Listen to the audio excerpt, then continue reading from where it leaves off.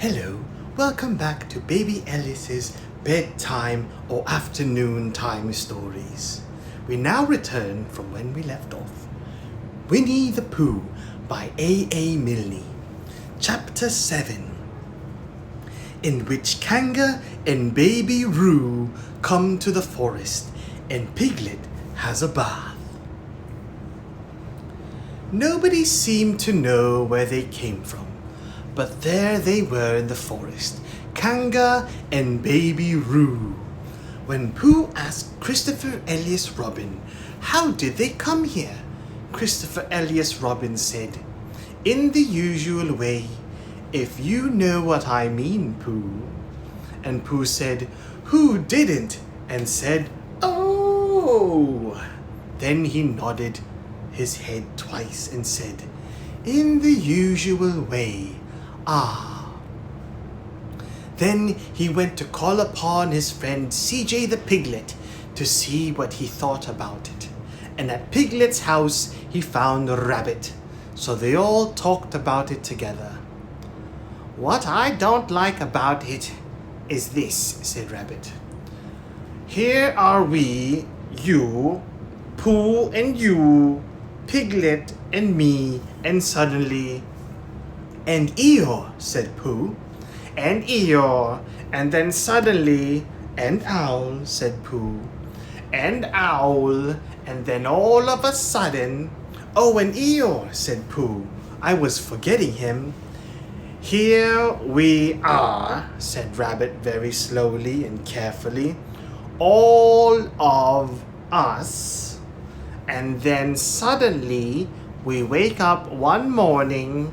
And what do we find? We find a strange animal among us, an animal of whom we have never ever heard before, an animal who carries her family about with her in her pocket. Suppose I carried my family about with me in my pocket. How many pockets should I want?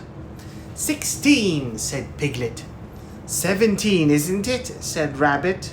And one more for a handkerchief. That's 18. 18 pockets in one suit. I haven't the time. There was a long and thoughtful silence. And then Pooh, who had been frowning very hard for some minutes, said, I make it 15. What? Said Rabbit. 15. 15 what? Your family. What about them? Pooh rubbed his nose and said that he thought Rabbit had been talking about his family. Did I? Said Rabbit carelessly. Yes, you said. Never mind, Pooh, said Piglet impatiently. The question is, what are we to do about Kanga? Oh, I see, said Pooh. The best way, said Rabbit, would be this. The best way would be to steal Baby Roo and hide him, and then when Kanga says, where's Baby Roo, we say, aha. Aha, said Pooh, practicing. Aha, aha, of course, he went on. We could say, aha, even if we hadn't stolen Baby Roo. Pooh, said Rabbit kindly, you haven't any brain. I know, said Pooh humbly. We say aha, so that Kanga knows that we know where Baby Roo is. Aha means we'll tell you where Baby Roo is if you promise to go away from the forest and never come back. Now don't talk while I think. Pooh went into a corner and tried saying aha in that sort of voice. Sometimes it seemed to him that it didn't mean what Rabbit said, and sometimes it seemed to him that it didn't. I suppose it's just practice, he thought. I wonder if Kanga will have to practice too, so as to understand it. There's just one thing, said Piglet, fidgeting a bit. I was talking to Christopher Elias Robin, and he said that a Kanga was generally regarded as one of the fiercer animals. I am not frightened of fierce animals in the ordinary way, but it is well known that if one of the fiercer animals is deprived of its young, it becomes as fierce as two of the fiercer animals, in which case, aha is perhaps a foolish thing to say. Piglet, said Rabbit, taking out a pencil and licking the end of it. You haven't any pluck. It's hard to be brave, said Piglet, sniffing slightly, when you're only a very small animal. Rabbit, who had begun to write very busily, looked up and said, It is because you are a very small animal that you will be useful in the adventure before us. Piglet was so excited at the idea of being useful that he forgot to be frightened anymore. And when Rabbit went on to say that Kangas were only fierce during the winter months, being at other times of an affectionate disposition, he could hardly sit still. He was so eager to begin being useful at once. What about me? Said Pooh sadly. I suppose I shan't be useful. Never mind, Pooh, said Piglet comfortingly. Another time, perhaps. Without Pooh, said Rabbit solemnly as he sharpened his pencil, the adventure would be impossible. Oh, said Piglet, and tried not to look disappointed. But Pooh went into a corner of the room and said proudly to himself, Impossible without me, that sort of bear.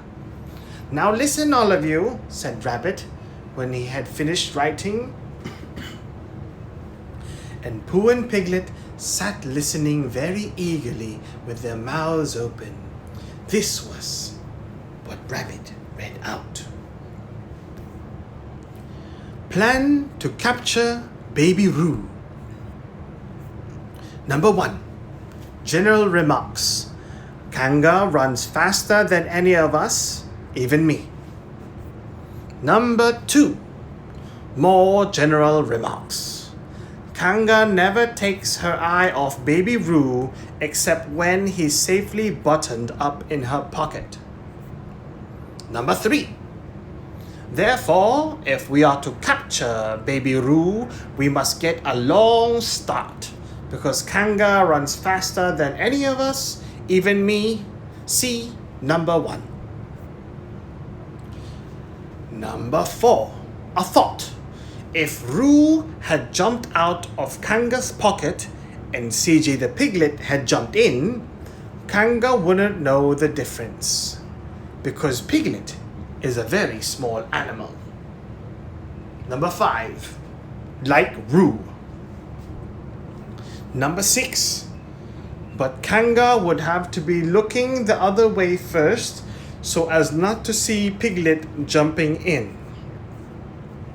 Number 7. See number 2. Number 8. Another thought. But if Pooh was talking to her very excitedly, she might look the other way for a moment. Number 9.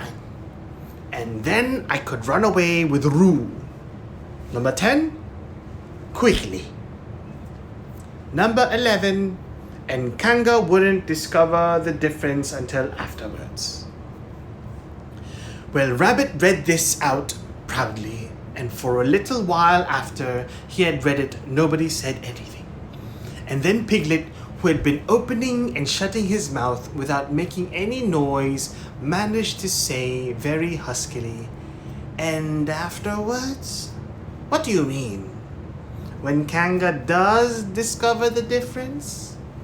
Then we'll all say, Aha! All 3 of us? Yes. Oh. Why, what's the trouble, CJ the Piglet? Nothing, said Piglet. As long as we all 3 say it. As long as we all 3 say it, said Piglet. I don't mind, he said, but I shouldn't care to say aha by myself. I wouldn't sound nearly so well. By the way, he said, You are quite sure about what you said about the winter months? The winter months? Yes, only being fierce in the winter months.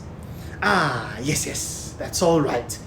Well, Pooh, you see what you have to do? No, said Pooh Bear. Not yet, he said. What do I do? Well, you just have to talk very hard to Kanga, so as she doesn't notice anything. Oh, what about? Anything you like. You mean like telling her a little bit of poetry or something? That's it, said Rabbit. Splendid. Now come along. So they all went out to look for Kanga. Kanga and Roo were spending a quiet afternoon in a sandy part of the forest. Baby Roo was practicing very small jumps in the sand and falling down mouse holes and climbing out of them. And Kanga was fidgeting about and saying, "Just one more jump, dear, and then we must go home." And at that moment, who should come stumping up the hill but Pooh? "Good afternoon, Kanga." "Good afternoon, Pooh." "Look at me jumping," squeaked Roo, and fell into another mouse hole. "Hello, Roo, my little fellow." "We were just going home," said Kanga. "Good afternoon, Rabbit. Good afternoon, Piglet." Rabbit and Piglet, who had now come up from the other side of the hill, said, "Good afternoon," and "Hello, Roo," and Roo asked them to look at him jumping, so they all stayed and looked. And Kanga looked too. "Oh, Kanga," said Pooh, after Rabbit had winked at him twice. "Wink, wink. I don't know if you're interested in poetry at all." "Hardly at all," said Kanga. "Oh," said Pooh. "Roo, dear, just one more jump, and then we must go home." There was a short silence while Roo fell down another mouse hole. "Go on," said Rabbit in a loud whisper behind his paw. "Talking of poetry," said Pooh, "I made up a little piece as I was coming along. It went like this. Now let me see." "Fancy," said Kanga. "Now, Roo, dear." "You'll like this piece of poetry," said Rabbit. "You'll love it," said Piglet. "You must listen very carefully," said Rabbit. "So as not to miss any of it," said Piglet. "Oh yes," said Kanga, but she still looked at Baby Roo.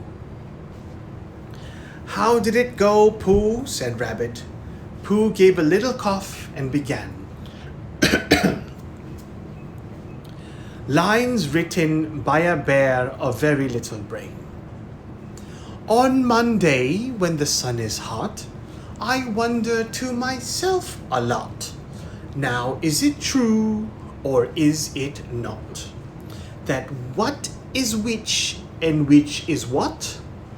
On Tuesday, when it hails and snows, the feeling on me grows and grows, that hardly anybody knows if those are these or these are those. On Wednesday, when the sky is blue and I have nothing else to do, I sometimes wonder if it's true that who is what and what is who. On Thursday, when it starts to freeze and hoar frost twinkles on the trees, how very readily one sees that these are whose, but whose are these. On Friday, yes it is, isn't it, said Kanga, not waiting to hear what happened on Friday. Just one more jump, Roo, dear, and then we really must be going. Rabbit gave Pooh a hurrying up sort of nudge. Talking of poetry, said Pooh quickly, have you ever noticed that tree right over there? Where? Said Kanga. Now, Roo, Right over there, said Pooh, pointing behind Kanga's back. No, said Kanga. Now jump in, Roo, dear, and we'll go home. You ought to look at that tree right over there, said Rabbit.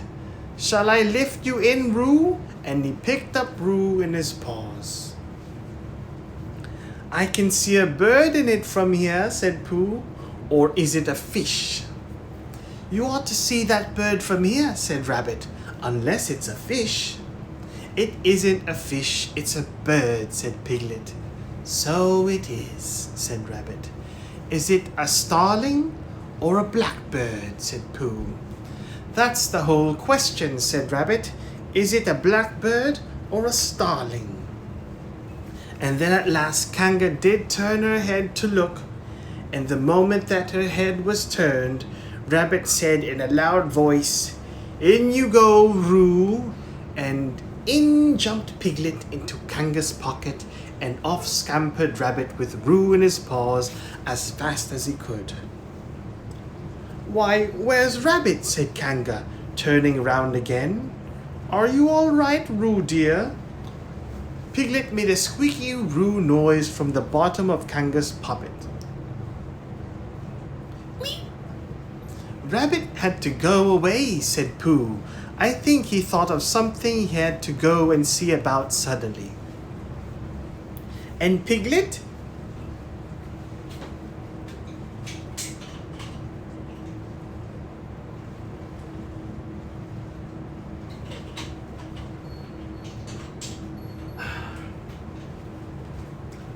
And Piglet?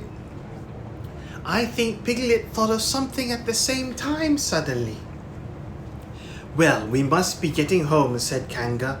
Goodbye, Pooh. And in 3 large jumps, she was gone. Pooh looked after her as she went. I wish I could jump like that, he thought. Some can and some can't. That's how it is. But there were moments when Piglet wished that Kanga couldn't. Often when he had had a long walk home through the forest, he had wished that he were a bird. But now he thought jerkily to himself at the bottom of Kanga's pocket, This take, if is shall really too, flying I never it. And as he went up in the air, he said, Oh! And as he came down, he said, Ow! And he was saying, Ow! Ow! Ow! All the way to Kanga's house. Of course, as soon as Kanga unbuttoned her pocket, she saw what had happened. Just for a moment she thought she was frightened, and then she knew she wasn't, for she felt quite sure that Christopher alias Robin would never let any harm happen to Roo. So she said to herself, If they are having a joke with me, I will have a joke with them. Now then, Roo dear, she said as she took Piglet out of her pocket, bedtime. Aha, said Piglet, as well as he could after his terrifying journey. But it wasn't a very good aha, and Kanga didn't seem to understand what it meant. Bath first, said Kanga in a cheerful voice. Aha, said Piglet again, looking round anxiously for the others. But the others weren't there. Rabbit was playing with Baby Roo in his own house and feeling more fond of him every minute. And Pooh, who had decided to be a Kanga, was still at the sandy place on the top of the forest practicing jumps. I am not at all sure, said Kanga in a thoughtful voice, that it wouldn't be a good idea to have a cold bath this evening. Would you like that, Roo dear? Piglet, who had never been really fond of baths, shuddered a long, indignant shudder, and said as brave a voice as he could, Kanga, I see that the time has come to speak plainly, to speak plainly. Funny little Roo, said Kanga, as she got the bath water ready. I am not Roo, said Piglet loudly. I am CJ the Piglet. Yes, dear, yes, said Kanga soothingly, and imitating Piglet's voice too, so clever of him. She went on as she took a large bar of yellow soap out of the cupboard. What will he be doing next? Can't you see? Shouted Piglet. Haven't you got eyes? Look at me. I am looking, Roo dear, said Kanga rather severely. And you know what I told you yesterday about making faces. If you go on making faces like Piglets, you will grow up to look like Piglet, and then think how sorry you'll be. Now then, into the bath, and don't let me have to speak to you about it again. Before he knew where he was, Piglet was in the bath, and Kanga was scrubbing him firmly with a large, lathery flannel. Ow! Cried Piglet. Let me out! I'm Piglet!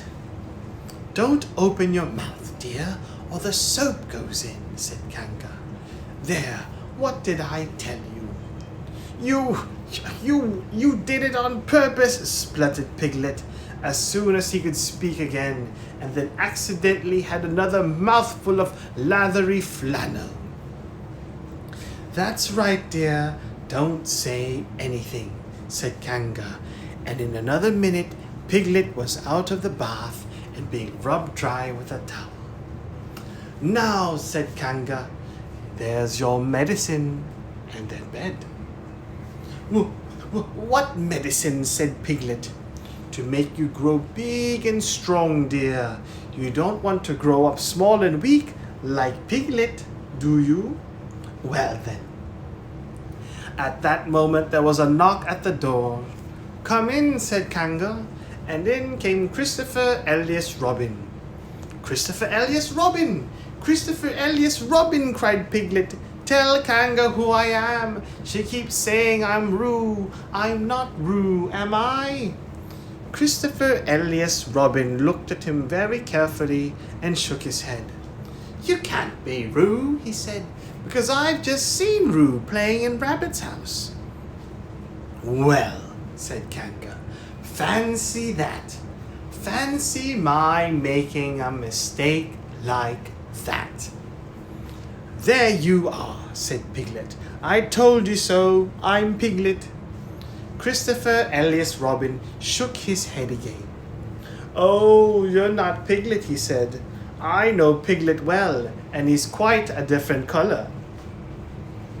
CJ the Piglet began to say that this was because he had just had a bath, and then he thought that perhaps he wouldn't say that, and as he opened his mouth to say something else, Kanga slipped the medicine spoon in and then patted him on the back and told him that it was quite a nice taste when you get used to it. I knew it wasn't Piglet, said Kanga. I wonder who it can be. Perhaps it's some relation of Pooh's, said Christopher Elias Robin. What about a nephew or an uncle or something? Kanga agreed that this was probably what it was, and said that they would have to call it by some name. I shall call it Pootle, said Christopher Elias Robin.